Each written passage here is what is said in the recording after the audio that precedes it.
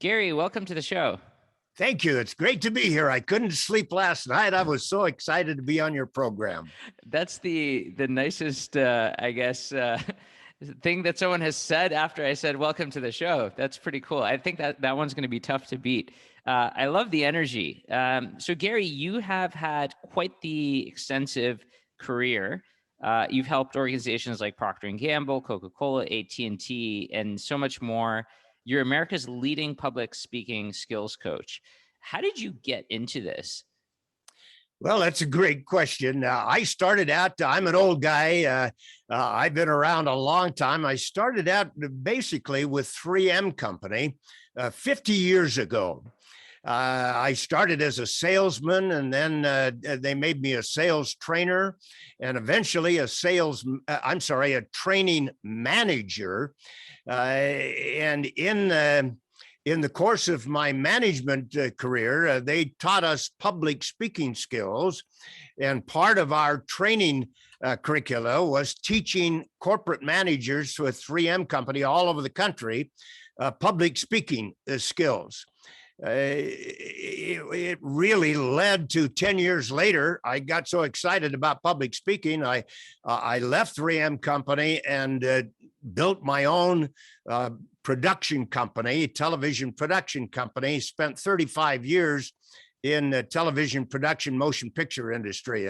Basically, it all started with 3M Company. Oh, wow. That's crazy. So you've been in television production for 35 years, and you later on sold that company, right? I did. I sold the company and basically retired a dozen years ago. That lasted all of 2 weeks. I got so sick of just sitting around doing nothing. I decided I got to do something. And I thought just at that time, a dozen years ago, video conferencing was just starting to come onto the internet. And I thought, I spent most of my life making people look good on camera. Perhaps I can go online and teach presentation skills. For the last dozen years, I've been online teaching courses on presentation, public speaking, primarily related to video conferencing. As you know, the whole world now has come to video conferencing, and people are making a lot of mistakes as soon as they turn on their webcam. My job is to help them look good on camera. So, Gary, this is really interesting. Obviously, it's super topical. The idea of being on, webcam and everybody's there. One of the things I think that are just like easy things to check off. And I heard this really interesting way to put it, which is, the cost of a flight and a hotel. Like if you just took the cost of one flight and hotel and then invested in video, equipment, it really makes up for it, and it makes a huge difference in terms of what webcam quality can actually deliver. But I'm sure that it's much more than just webcam quality that you're talking about, right? Oh, absolutely. You've got to come across professionally. Right now, we're talking with each other, and I feel like you're in my office, literally. In my day, I had to spend literally ages and ages on airplanes flying to my customers. You don't need to do that anymore with video conferencing, but you do need to know what you're doing. That's awesome. And so one of the questions, I guess, I was going to ask you, so you've spent a lot of time then working with corporations everywhere on their communications and corporate videos. I'm curious, what are some of the challenges that, at that time you found that companies in general had with their communications? As I mentioned, we were teaching corporate managers public speaking skills. And I approached him with an idea. 3M Company had just come out with 3/4-inch videotape. Now, this was years before home video. This was industrial video that companies were starting to use. I approached my manager and said, Hank, We're trying to teach managers public speaking presentation skills. A picture's worth 1,000 words. Why don't we record their presentations and show it to them as soon as they've finished? Let them see the mistakes they're making. Again, a picture's worth 1,000 words. And he kind of thought about that for a little bit. And he said, I think that's a great idea. We went out and bought some very expensive television production, video production equipment, put a monitor in our conference room along with a camera, and recorded their presentations. And these people, as soon as they saw themselves, and most of them had never seen themselves on TV before, as soon as they saw themselves, they said, "Oh my gosh, is that me? Am I really doing that?" And immediately they started making corrections. Again, a picture is worth 1,000 words, and we didn't have to tell them. They saw it themselves. At that moment, I absolutely fell in love with video. Yeah, no, that makes a lot of sense. What's interesting today, of course, with all of us doing video calls for the large majority of our communications, it's interesting that, like, just this concept of recording is so much easier now. And so, I don't think a lot of people necessarily do this, but it's nice that the ability to go back and rewatch a presentation you did, or rewatch, how you communicated during a meeting after getting, some feedback, even your facial expressions. I mean, all these things now um, are things that you can actually do. Whereas before, really the only way to say, to know that you reacted in a certain way during a meeting would be if someone actually told you that. But now you actually have the ability to self-reflect in this way. So it's really interesting how that's now accessible to everyone. Absolutely. I guess we should really also talk about something that you're very passionate about. You obviously help people show up really well on video, but one of the things that you're also an expert on and have coached a lot of people on is just public speaking. I mean, we all know that public speaking is one of the biggest phobias out there. It I guess it ranks ahead of being scared of ghosts and clowns.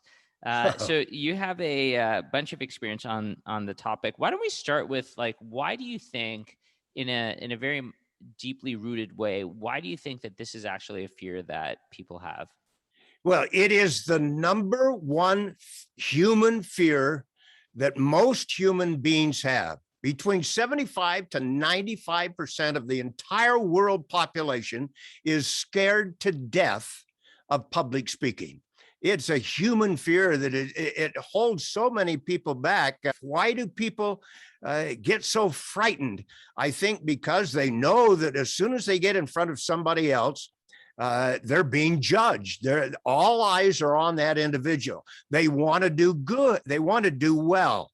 They want to look good. They want to come across well, and they're frightened of making a mistake. And that happens to anybody, but people get so frightened of the unknown, if you will. They just tend to hold back, and it can literally kill corporate careers.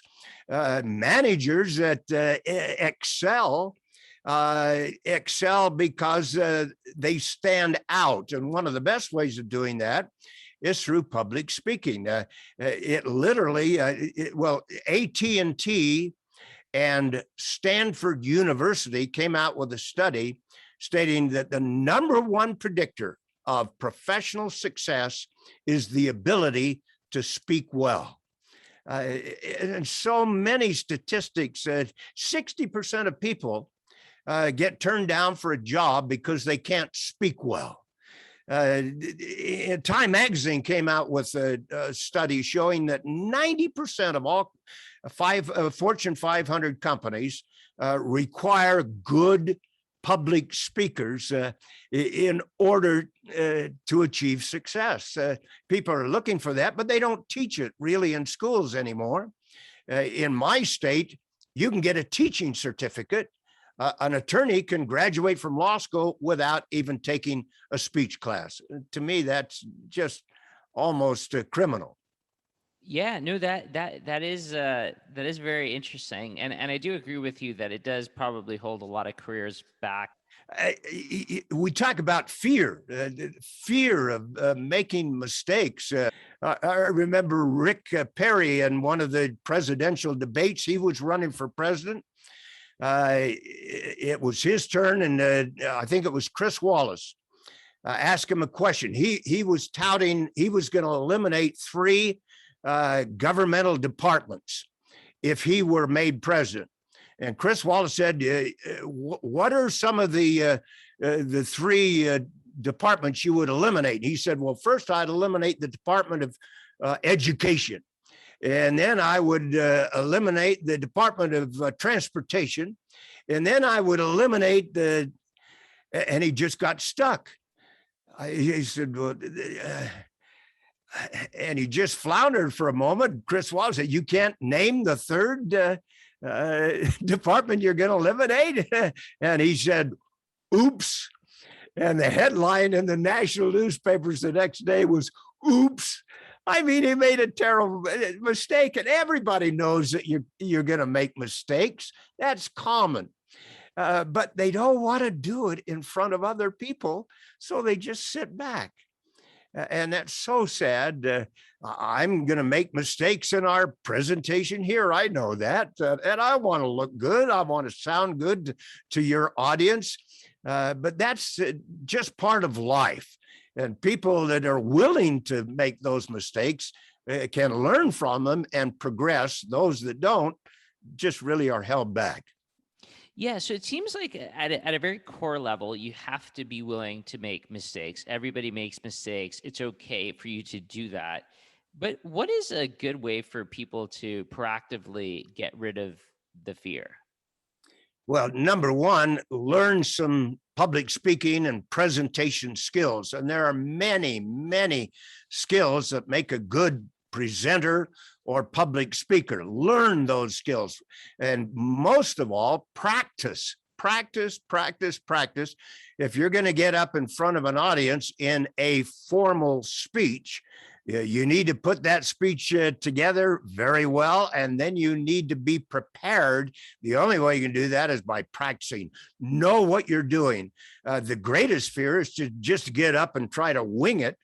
You really need to know what you're talking about. Otherwise, you are very prone to mistakes. So know your audience, know your subject, put it together properly, learn the skills you need to look good in front of an audience, and practice. Yeah. So okay. So practicing makes a lot of sense. You talk about public speaking skills. I'm wondering for the audience listening today, what is one thing that they is a skill that they can start adapting or something that they can start practicing? Well, you mentioned when we first came on the air, you liked my energy. That's one thing I would recommend to any speaker to use energy. And the best way to do that is three skills: projection, inflection, and enthusiasm. That will carry a speaker so far, and anybody can do it. Now, if I were just sitting down next to you in a setting talking to you, I wouldn't be as energized as I am right now. Whenever I get on a podcast or whenever I'm teaching a course, I use a lot more energy. I would really tone it down a little bit, and I would talk a little bit more like this. Now, there's nothing wrong the way I'm talking right now, is there, Aiden? No, not at all. That's my normal voice. If I were just sitting right next to you and then carrying on a conversation, I would probably be talking like this.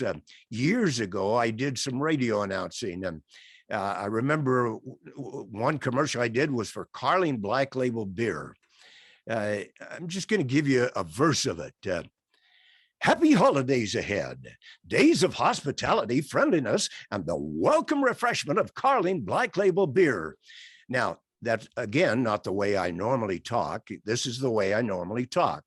But if I gave that radio commercial the same way I normally talk, happy holidays ahead, days of hospitality, friendliness, and the welcome refreshment of Carling Black Label beer. Now, that's the way I talk, but you would turn me off the radio instantly.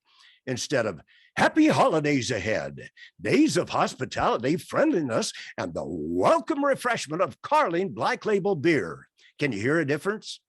Yeah, it's night and day. You definitely It, can it hear a really difference. is. Now, I turn up the energy when I'm on a podcast with you. Your audience would go to sleep if I talked the way I would normally talk if it just you and I sitting together.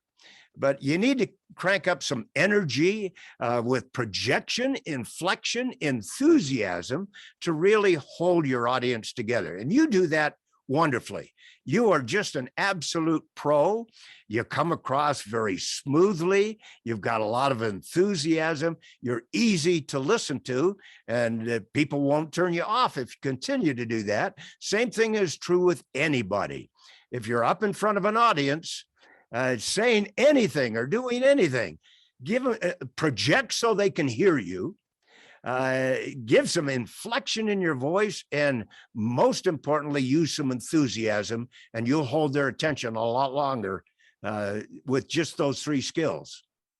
Yeah, no, it's really interesting. I think I might butcher the story, but I remember reading one of my favorite books. I think is called the Charisma Myth, and in it they tell this story about how I think it was Marilyn Monroe, and she was going to go walk down the street, and people like I think the people that were with her said that, hey, but if you start walking down the street, everyone's going to recognize you and they're going to know it's you. And then she said, no, no, no, they're not. And so she just walks around and just walks like a normal person. And she's like, see, nobody will. And then, but she's like, but I can also turn it on.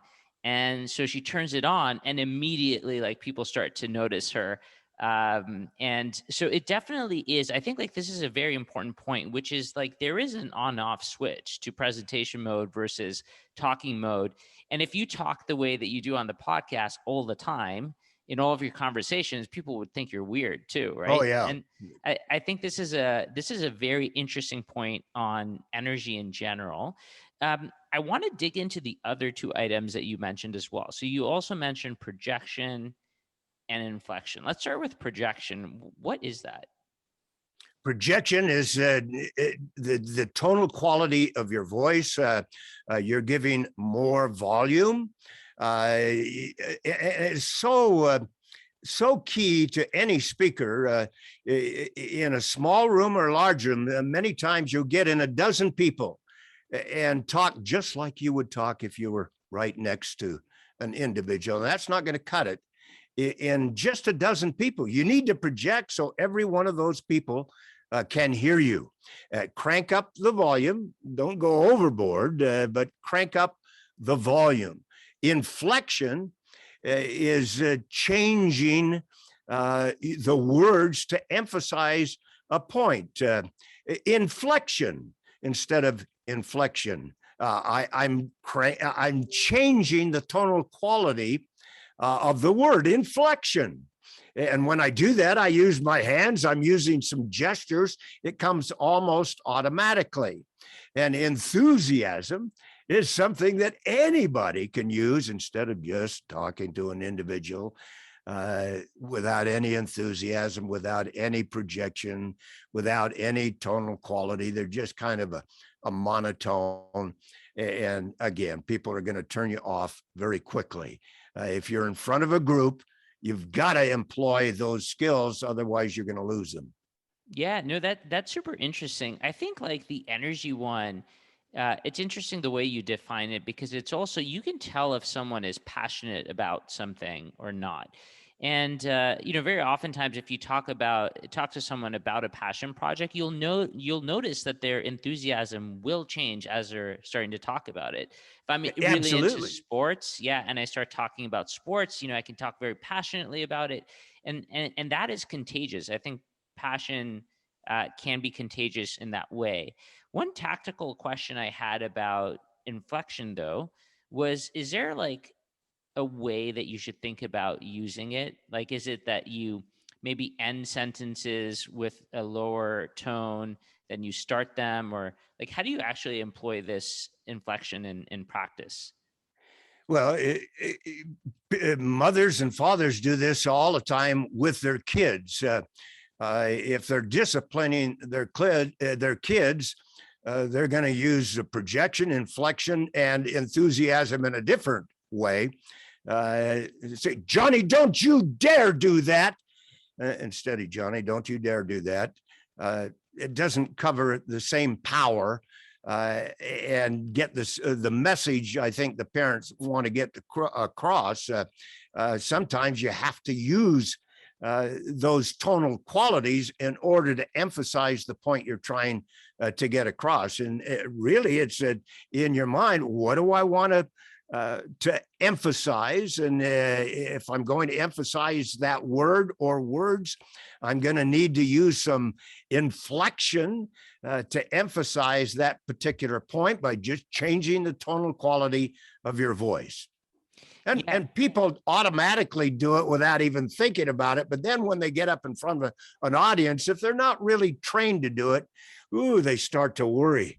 How am I going to make this sound more enthusiastic? And just people draw back.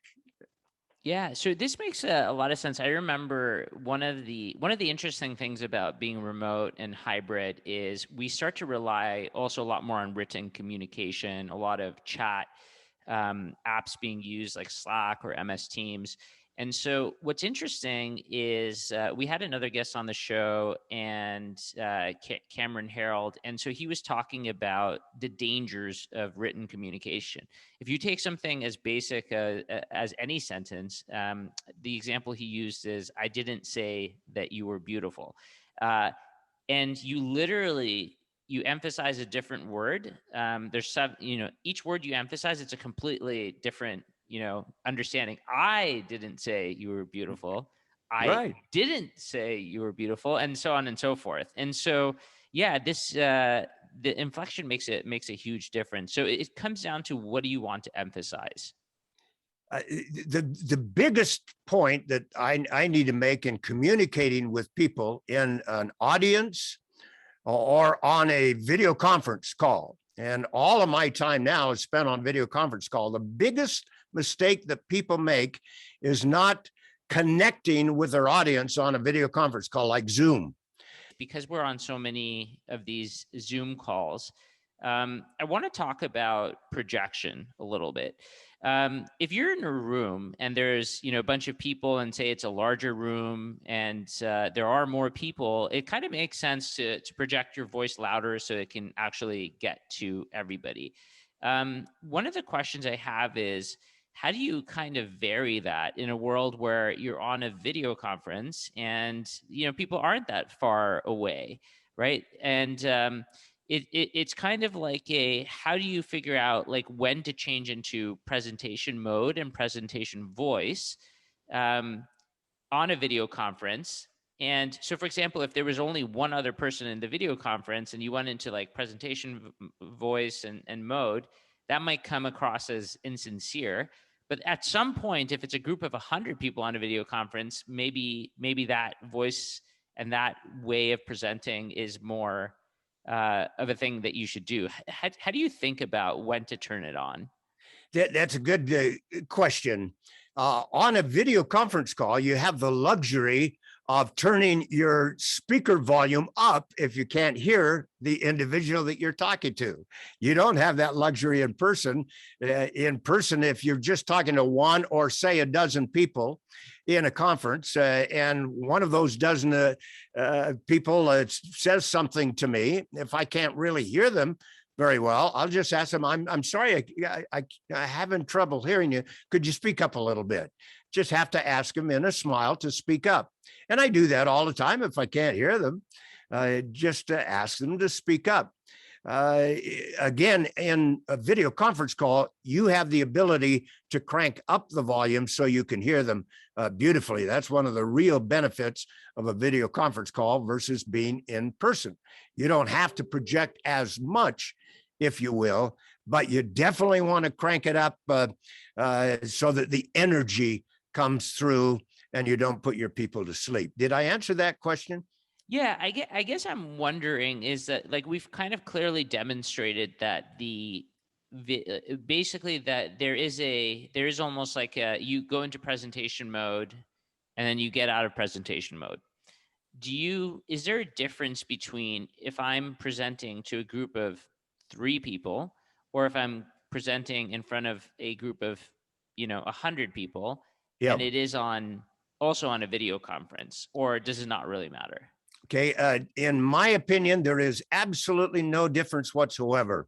If I'm talking to 3 people on a video conference call, or if I'm talking to 100 people, I'm going to use the same energy, the same inflection, the same enthusiasm in 3 people or 1 person or 100 individuals. I think it's important to use the same energy talking to each of those individuals so that, again, you don't put them to sleep. Cool. Yeah, that makes a lot of sense. So let's go into talking about fear a little bit more. So there's some sort of tactical tips that we've talked about, realizing that everybody makes mistakes. It's just part of the job. You're probably not going to get an oops headline, right? And so with that said, so maybe that alleviates some fear. We talked about practicing a lot, although I'm curious about what you think in terms of if you practice too much or you memorize a script, how detrimental that can be. But what other ways, like what else can you do to reduce the fear? Well, number one is be prepared. One of the biggest mistakes that people make is trying to if they're doing a formal presentation, trying to put that formal presentation down on a piece of paper like this and memorizing it. As soon as you make one little mistake, which you're going to make, you lose your train of thought. You start to sweat. That's the worst thing that you can do. I would suggest put your thoughts down on paper and go over them over and over and over so that you've got those thoughts. It doesn't matter if you make a mistake. You know what you're talking about. You know what to cover. You really don't want to get in a situation where you're so structured, and you see it all the time, where a person will get their notes or their piece of paper and they'll start reading from it. Worst thing you can do in a talk. If you want to put people to sleep and lose them, read your talk. I never, ever, ever read a talk. Now, there's certain times throughout the talk, you might need to read a sentence or a quote from somebody. Nothing wrong with that. But to read a talk from beginning to end, I've never done that in my entire life, literally. Now, I do have some little 3x5 cards that you can put down and just glance. Oh, now, what did I want to talk about next? And just glance at it. Oh, yeah. You've got it in your mind. You've practiced it over and over. Just keep maybe 6 or 7 bullet points on a little 3x5 card to keep you on track, but know what you're talking about. Practice it, and you really can't go wrong. Yeah, no, this is super interesting. I do agree. It's if you know what you're talking about, you've practiced it, but you don't really want to, because otherwise, just send the document to them and everybody can kind of read it on their own time. Read a book. Yeah, and so this I think is an important point. What do you say to memorizing? What do I say to memorizing? Yeah, so should people, memorize? I mean, this is kind of not as bad as reading directly everything, but should they go about actually memorizing a speech? Yes, sometimes they should memorize. They should have an elevator speech, and they should know it backwards and forwards. If somebody asks you to take 1 minute and tell them about your business, your company, your service, they should have that in their mind. They should have it memorized so they don't have to stumble all over the place. I go to a lot of events where people will ask me to spend 1 minute telling about me. You got to memorize that, know it in your head so that you can say it instantly when the time comes up. Memorizing is difficult. You got to spend a lot of time at memorization. But memorizing a whole talk, I mean, that's really difficult. And you're absolutely going to make a mistake or many mistakes if it's a 5 or a 10-minute talk. You're not going to say every word perfectly. I can guarantee it. Never happen. But memorizing little bits, if you've got a little 3 or 4 word or 3 or 4 sentence important point you want to get across, memorize it by all means, so you can say it without floundering. Yeah. So I think, one of the important points for I think for everyone, for the listeners to kind of take away here is that, we call it public speaking, but obviously this is just communication with people in general. And Absolutely. yes, the number of people who are in the audience matters, but I think like the other thing that matters is the importance of what is being said. So if you are communicating, for example, really critical feedback that is going to be tough to digest, that should certainly be the sort of thing that you are practicing, potentially memorizing, and even maybe rehearsing with someone else. Because at the end of the day, for something so important, it doesn't really matter like what your intention was or how you communicated it, but how the person understood it. And again, it's about now for every piece of feedback, you don't do that. But the more the importance increases, then that's something that you need to spend more time on. So Yeah, I think all the things that you're talking about make a lot of sense. If you have a 50-person audience and like this is during a meeting, I mean, this is 50 people that are maybe going to spend 20 or 30 minutes with you. That's a lot of hours put together. So it does make sense because this is an opportunity to communicate a message and communicate it clearly. If you're not absolutely. spending the time to practice it, like you're saying, then this is a poor utilization of that timing. And so practice does have a huge impact. It does. We're living in such an incredible age. The whole world can pick up video conferencing for free. It doesn't cost a penny. You can talk to anybody in any corner of the world with an internet connection. It has become the most powerful promotional sales tool I've ever seen. But whenever you turn on your webcam, you're public speaking, you're talking to somebody, and people get frightened of that. They need to learn those skills. Yeah, and Gary, what you mentioned is that you used to do this in the old days of basically making sure that you record these meetings, but now, like most meetings are recorded, and so this is just an opportunity for people to go back, watch the way they presented, watch the way they projected their inflections and their energy and enthusiasm, and really actually try and improve this over the course of time. One of the things that we like to say is that super managers are constantly working on their craft. And I think it's very important to note that public speaking is a very important tool in the toolkit, and it needs to be worked on constantly. This is a question that I have for you, which is, I feel like it sounds like you have been working on your craft of public speaking for a long time, and you've obviously taught a lot of people about it. But what's one of the things that you have learned or you employ today that maybe even 10, 15 years into your career, where most people would arguably say you were very good, what's something that like has taken you to mastery, would you say? Taking me to what? Just to a mastery level. Well, doing it over and over and over and over again. Practice, practice, practice, making mistakes. When I was a little kid, I was very, very shy. In fact, I'm still shy. Most people would never believe that. But to get up in front of people when I was small, it scared me to death. And I had to learn how to do that. I had a wonderful, wonderful teacher in high school that taught speech. It was one of the greatest courses I ever took in my life, and it literally changed my life. Just a high school teacher. I was frightened when I started, but I kept trying and trying and trying.